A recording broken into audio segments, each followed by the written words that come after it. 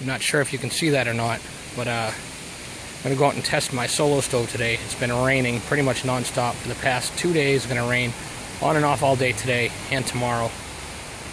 I do have gear for the wet, but I just want to go ahead and do a proof of concept that the Solo Stove can indeed be used when it's raining out or in wet weather.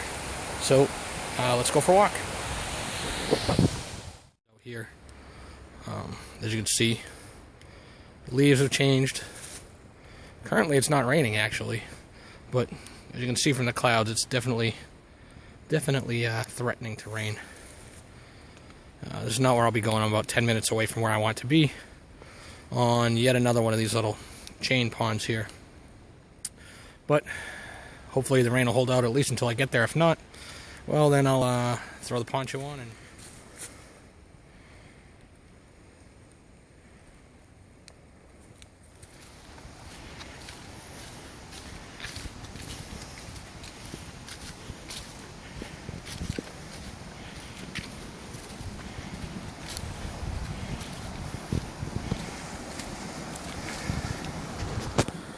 we will be heading up the loop trail to roughly this area right here. This is where we want to be.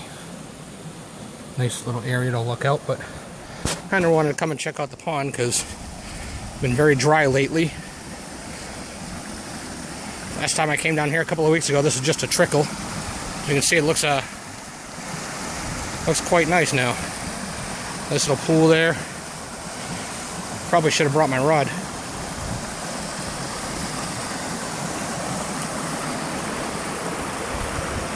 Flow out of the pond that I was just on. And provided I don't fall. That's the flow. You can kind of see the first little pond right there. The other pond is just beyond there that I'm going to be stopping at for the stove test. So close this out for now, and I'll see you in a few.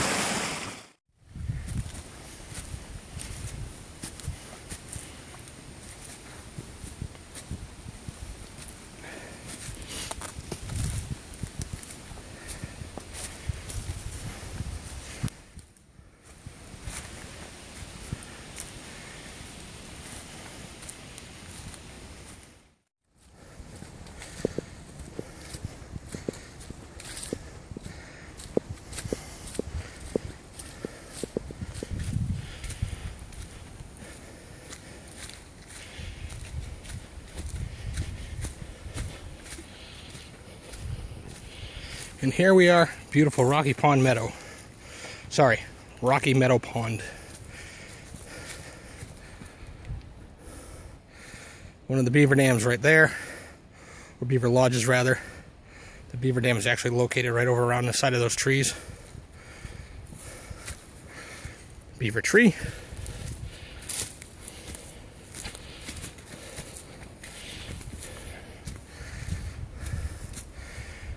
Another beaver lodge way out there. Beaver tree. As you can see, quite a bit of destruction from these little buggers. But hey, it is what it is.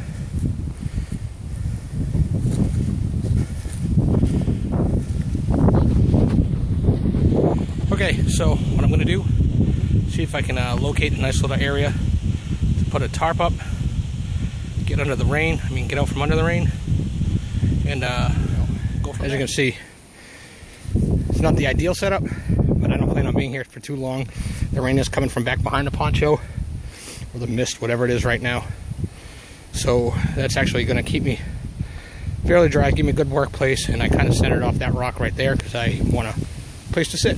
So ideally, I probably would have gone up in there where it's flat, but I figured I'll have this nice view here to play with, and so looks like I found me an oak, some dead standing branches on the bottom. They're a little bit wet, but what I'm going to do is feather them up. Also, I have all of that right there to play with, and that's been sitting there for at least a couple years, so I know that's dry, and I'll just feather that right up too. So I go ahead and gather some wood.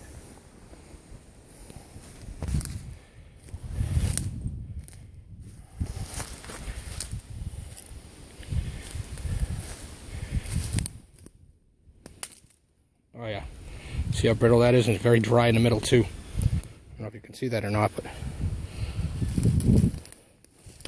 this is probably going to be the stuff that I use right here.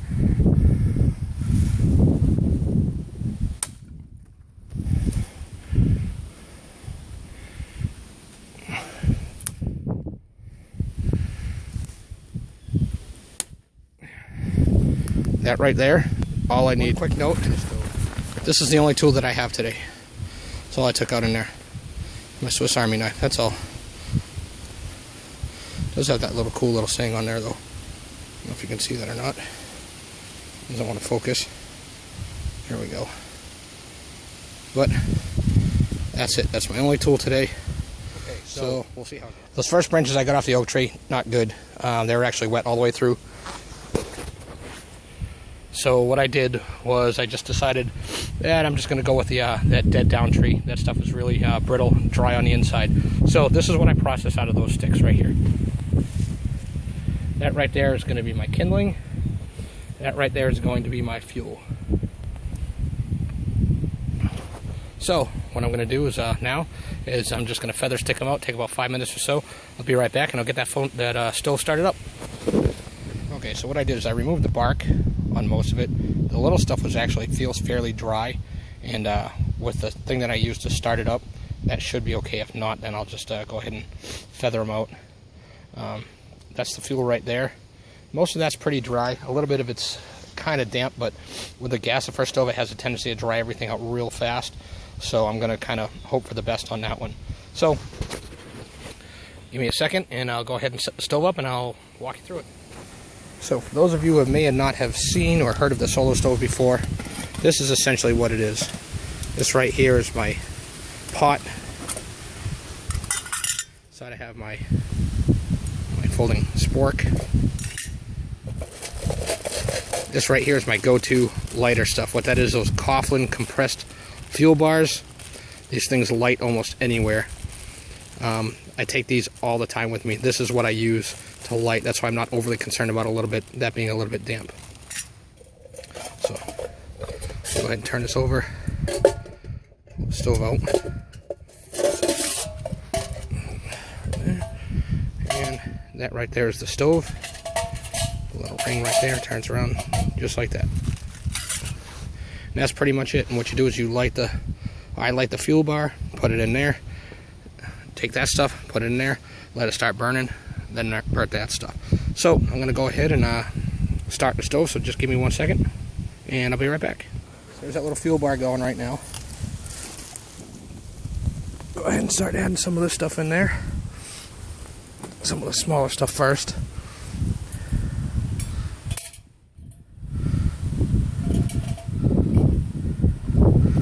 Actually, I'm going to see if I can get this moved over just a little bit here.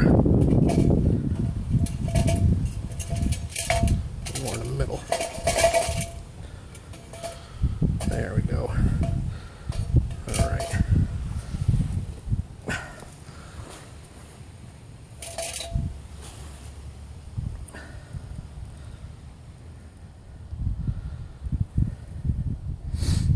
Not sure if you can see that or not, but it's already starting to catch the other stuff. So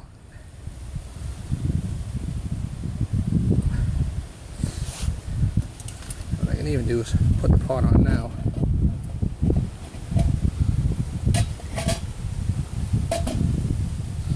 There we go.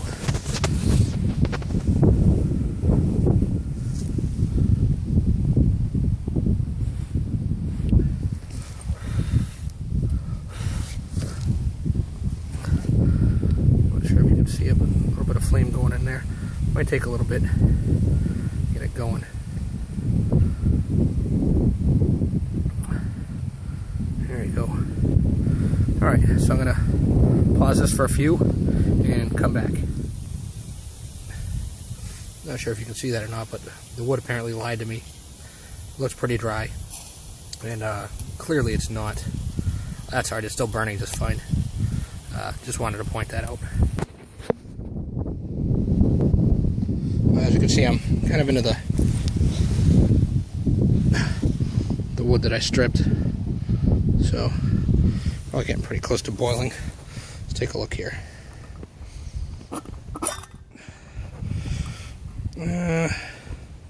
Not yet. It's starting to form the bubbles on the bottom. A few more minutes.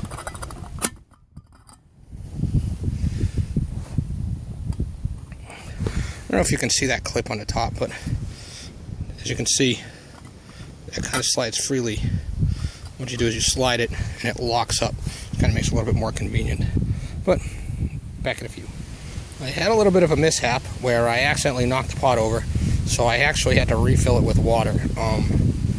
So this is taking a little bit longer than I expected it to, but that's okay. So I put about another, I don't know, cup of water in there. So seeing as I knocked it over, I don't know if you can see the angle on it or not, but yeah, I was a little bit clumsy. So should be a couple more minutes and it should be done.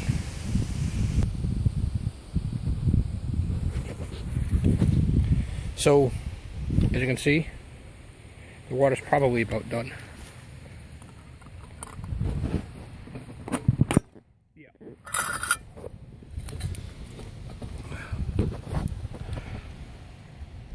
Yeah, that's definitely done.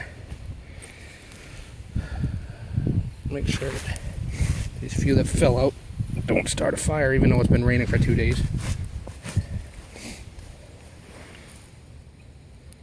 What I'll do is I'm just going to let that burn down to nothing.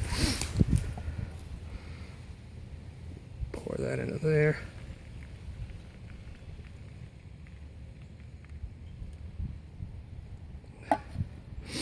There we go. So, yeah. If you're looking for definitely one of these wood stoves, something like that. I've used an Emberlit. I like the Emberlit a lot. This right here, though, that little solo stove, that right there is my entire cook kit. The stove fits in the pot. That stuff right there fits in the pot, in the top of the pot. Once the lid's on, I put it in this little sleeve there. Sleeve goes right into there, or right into whatever pack I'm using, and that's it. That's all I use. This little solo stove, great. Not raining now. It was raining earlier. It's been raining for the past 2 days. It's supposed to rain tomorrow too. The woods are very wet. I don't know how well you can see that. There's actually not really a dry side. Any of it. Yep, it's all wet all the way around. That's my coffee view for today. Probably hear the wind blowing. The wind actually helps the stove quite a bit, which is nice. But that's it. I'll give you a quick rundown. I just got off of eBay yesterday. And what that is it's an old World War II Lafuma pack. Canvas, obviously. It did come with straps. I took Alice straps and put those on. They're far more comfortable than the leather straps that it comes with. My first time taking it out. It's nice. It's pretty heavy for a day pack, but I figured stuff like this, I'm just going out playing around in the woods. So that definitely works. I put my water gear in one, my food gear in the other, and my clothing and shelter goes in the top or on the back. It actually has a neat little